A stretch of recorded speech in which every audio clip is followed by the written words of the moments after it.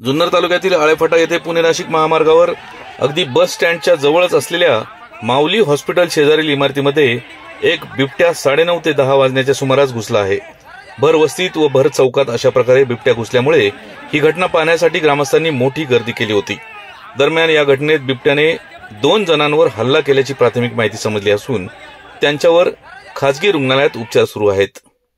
याच बातमीची काही क्षणचित्र पाठवली आहेत आपला आवाज न्यूज नेटवर्कचे कार्यकारी संपादक किरण वाजगे यांनी। पाहूयात।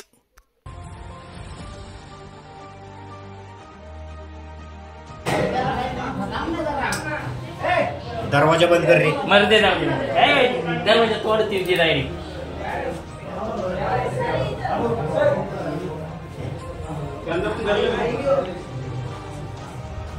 मुलाला वाटतं